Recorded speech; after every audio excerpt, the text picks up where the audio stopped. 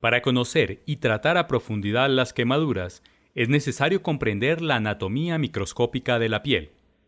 Su estudio sienta las bases para el entendimiento de los cambios anatomopatológicos y fisiopatológicos que caracterizan a las quemaduras. A grandes rasgos, evidencia la conformación laminar del espesor total de la piel, permitiendo identificar, en primera instancia, tres grandes capas generales: epidermis, dermis y tejido celular subcutáneo. La unión dermoepidérmica, es decir, la línea de separación entre la epidermis y la dermis, es característica, tiene una forma ondulada y establece una clara separación entre ambas capas. La epidermis es la capa más superficial de la piel, cuyo grosor diferencia la piel delgada de la gruesa. Desde el punto de vista histológico, se compone a su vez de profundo a superficial, desde la unión dermoepidérmica hasta la superficie de 6 capas. Estrato basal o capa germinativa. Es la capa más profunda de la epidermis.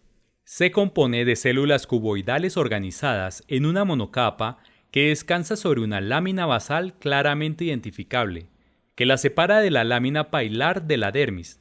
Contiene las células basales, entre las cuales se pueden identificar figuras mitóticas, células en proceso de reproducción, que renuevan los elementos celulares de las capas superiores, en un proceso de diferenciación celular terminal que finaliza en la capa superficial en queratinocitos y estrato córneo, donde el componente celular es sustituido por un estrato córneo queratinizado.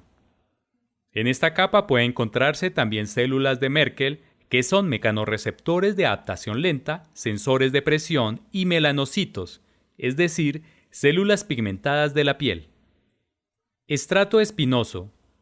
De localización superior al estrato basal, se compone de varias capas de células poligonales, de núcleos redondos y citoplasma basófilo. Sus células se unen entre ellas a través de prolongaciones citoplasmáticas adheridas mediante desmosomas, cuya representación en la microscopía óptica da a esta capa el aspecto de espinas, que da a esta capa su nombre. Además de las células espinosas, en esta capa puede identificarse también la presencia de células de Langerhans, células presentadoras de antígeno respuesta inmune, identificables mediante inmunohistoquímica. Estrato granuloso, constituido entre 3 a 5 capas de células planas de orientación longitudinal, paralelas a la superficie de la piel, cuyo citoplasma es rico en gránulos basófilos de queratohialina, que dan a esta capa su nombre. Estrato lúcido. Capa superficial al estrato granuloso, también constituido por las células aplanadas de orientación longitudinal, pero a diferencia del estrato granuloso, las células en esta capa tienen un citoplasma predominantemente eosinófilo, con núcleos en degeneración, de tal suerte que solo pueden identificarse ocasionalmente en células aisladas, al igual que las organeras. En su interior puede identificarse por inmunohistoquímica densos agrupamientos filiformes de queratina y eleidina, elementos del citoesqueleto especializado de la piel. Estrato córneo. En la etapa final del proceso de queratinización, las células que ha recorrido desde el estrato basal hasta el estrato córneo han perdido sus núcleos y organeras, de tal forma que la constitución del estrato córneo es predominantemente haces longitudinales de células córneas, sin organeras y constituidas esencialmente de fibras de queratina.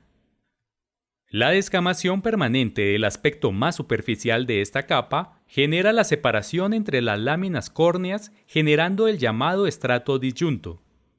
El estrato granuloso y el estrato lúcido solo pueden identificarse en los cortes histológicos de piel gruesa, palmas de manos, plantas de pies y zonas de transición. La dermis. Es una capa predominantemente constituida por tejido conectivo constituido por fibras de colágeno, tipo 3 y tipo 2, fibras elásticas, fibroblastos y ocasionalmente mastocitos.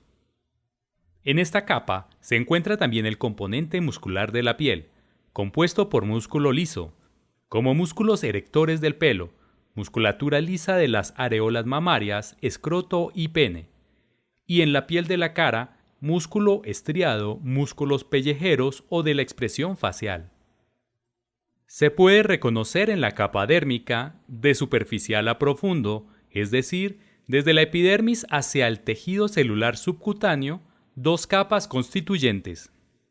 Estrato papilar, compuesto de tejido conectivo colágeno laxo tipo 3 y 4, fibroblastos abundantes y asas capilares.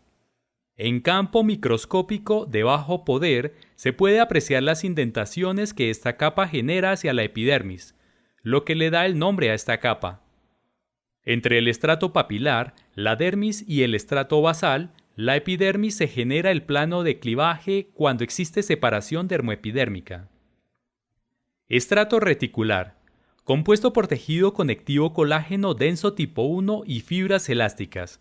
Su componente celular está constituido por fibroblastos, macrófagos y mastocitos. En esta capa se encuentran las glándulas sudoríparas y sus conductos, folículos capilares y la musculatura asociada a estos, y las glándulas sebáceas. Es posible encontrar en esta capa mecanorreceptores o sensores nerviosos de presión. Finalmente, el tejido celular subcutáneo, una capa de tejido conectivo laxo con importante infiltración de adipocitos. Es la interfase que asocia la piel con estructuras adyacentes más profundas como el tejido facial, periósteo, pericondrio y fibras de músculo estriado.